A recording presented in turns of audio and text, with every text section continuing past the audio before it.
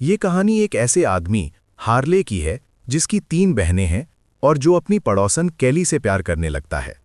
Harley अक्सर रात में अपनी बहनों को सुलाकर चुपके से कैली के घर चला जाता और दोनों साथ समय बिताते। लेकिन एक रात उसे अपने ही घर से किसी आदमी की आवाज़ सुनाई देती है, तो वो बंदूक लेकर देखने जाता है और अपनी बड़ी बहन एम्बर को किसी लड़के के साथ देखकर गुस्से से भर जाता है। कहानी फिर पीछे जाती है, जहां हार्ले जेल में बैठा है और पुलिस उससे पूछताछ कर रही है, लेकिन वो सच बताने की बजाय अपने अतीत को याद कर रहा होता है।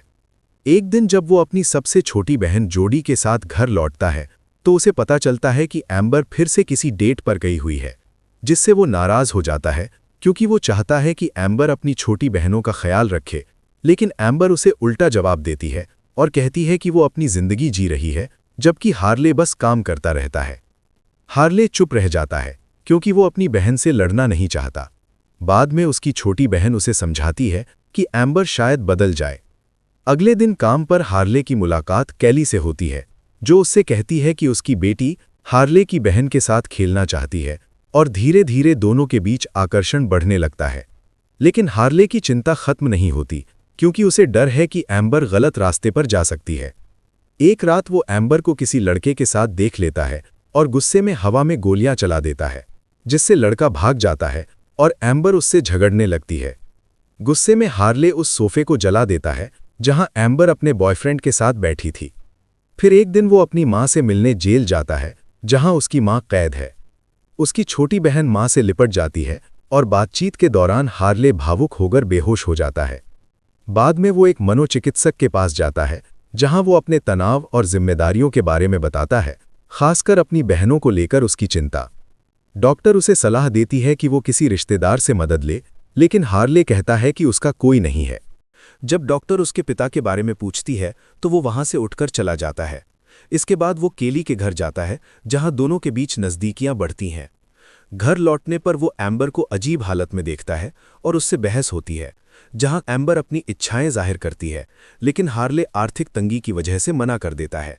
तभी उसे पता चलता है कि केली ने उसकी बहन के लिए एक तोहफा भेजा है, जिससे एम्बर को शक होने लगता है।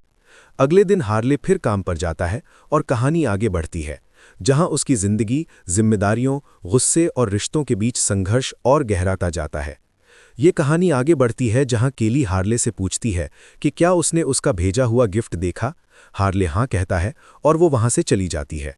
बाद में जब हार्ले घर लौटता है, तो वो अपने अंकल को वहां पाता है, जो जोडी के साथ खेल रहे होते हैं और जोडी उन्हें बहुत पसंद करती है। अंकल उसे चॉकलेट देते हैं, जिससे वो खुश हो जाती है। फिर अंकल हार्ले को नया सोफा लेने और घर को ठीक कराने की सलाह देते हैं। तभी वो एक पुराना एल्बम निकालते हैं और उसी समय एम्बर भी वहां आ जाती है। लेकिन एम्बर उन दोनों का मजाक उड़ाने लगती है, जिससे अंकल नाराज होकर चले जाते हैं। उनके जाने के बाद हार्ले और एम्बर जमीन पर लेटकर थोड़ी देर बातें करते हैं। उसी रात हार्ले अचानक उठता है। उसे बाहर कोई आवाज़ सुनाई देती है। वो बंदूक लेकर बाहर जाता है, लेकिन आधे होश में होने के कारण गिर जाता है। तभी केली वहां आती है और उसकी मदद करती है। दोनों के बीच नज़दीकियां बढ़ जाती हैं और हार्ले रात वहीं बिता देता है। अगली सुबह वो घर लौटता है और रास्ते में देखता है कि मिस्टी बंदूक चला रही है, तो वो उससे बंदूक ले लेता है। घर पहुंचने पर जोडी उसे एक कपड़ा दिखाती है और बताती है कि ये मिस्टी का है, जो उसे जंगल में मिला। हार्ले कुछ नहीं कहता और काम पर चला जाता है। वहां केली अपने बच्चों के साथ आती है और खरीदारी करती है। बाहर जाते समय वो हार्ले से कहती है कि पिछली रात उसे अच्छा लगा, लेकिन वे ऐसा दोबारा नहीं कर सकते क्योंकि उसका परिवार है और वो उससे उम्र में बड़ी भी है। लेकिन हार्ले कहता है कि उसे इससे फर्क नहीं पड़ता। बाद में उसका बॉस उसे डांटता है कि वो काम पर ध्यान नहीं दे रहा। काम के बाद हार्ले फिर कैली के घर जाता है, जहां दोनों फिर मिलते हैं और अपनी सीमाएं भूल जाते हैं। अगली सुबह कैली उसे काम पर जाने के लिए कहती है और वो घर लौट आता है। घर पहुंचकर वो जले हुए सोफे के पास बैठकर सोचने लगता है। तभी एम्बर आकर उस पर गुस्सा करती है कि वो पूरी रात कहाँ था, क्योंकि तीनों बहनें उसका इंतजार कर रही थीं।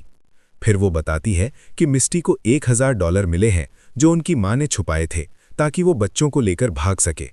एम्बर उस पैसे से अपना ड्राइविंग लाइसेंस बनवाना चाहती है, लेकिन हार्ले पैसे ले लेता है, जिससे एम्बर गुस्से में चली जाती है। कुछ दिनों बाद हार्ले फिर कैली से मिलता है और शिकायत करता है कि उसने उसे फ़ोन क्यों नहीं किया। कैली बताती है कि उसका पति घर पर था। इसके बाद दोनों फिर मिलते हैं और वो कहती है कि वे बुधवार को मिल सकते हैं जब उसका पति घर पर नहीं होता। अगले दिन हार्ले फिर डॉक्टर के पास जाता है और फिर घर लौटते समय देखता है कि एम्बर एक लड़की के साथ भाग रही है। वो उसे रोकने की कोशिश करता है, लेकिन एम्बर चिल्लाकर चली जाती है और उसके जाते ही जोड़ी रोने लगती है।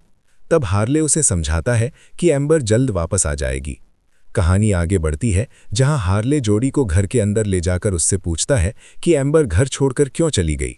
तो जोड़ी बताती है कि एम्बर और मिस्टी के बीच झगड़ा हुआ था और मिस्टी ने कुछ ऐसा कहा जिससे एम्बर नाराज होकर चली गई, लेकिन उसे ठीक से याद नहीं कि क्या कहा गया था। ये सुनकर हार्ले को शक होने लगता है और वो अपनी माँ से मिलने जेल जाता है, जहां उसकी माँ उससे लड़कियों के बारे में पूछती है। लेकिन हार्ले गुस्से में कह देता है कि वो उनकी बेटियों का ख्याल रखते रखते थक चुका है और अब माँ खुद जाकर उनकी देखभाल करे। ये सुनकर उसकी माँ नाराज हो जाती है और कहती है कि वो दिन ब दिन बदलता जा रहा है। साथ ही बताती है कि उनके पिता की मौत उसकी वजह से हुई थी और इसी कारण वो जेल में है। ये सुनकर हार्ले वहां से चला जाता है। जब वो घर लौटता है तो देखता है कि एम्बर वापस आ चुकी है और बताती है कि उसका अपने बॉयफ्रेंड से झगड़ा हो गया है, इसलिए वो कुछ दिन घर पर रहेगी। हार्ले उसे समझाता है कि वो लड़का उसके लिए सही नहीं है और उसे यहीं शांति से रहना चाहिए। इसके बाद हार्ले फिर कैली के घर जाता है, लेकिन कैली उसे डांट कर भगा देती है क्योंकि उसका पति घर पर होता है और उसे बुधवार को आने के लिए कहती है। अगले दिन हार्ले सुपरमार्केट में काम कर रहा होता है और पहले से ही तनाव में होता है।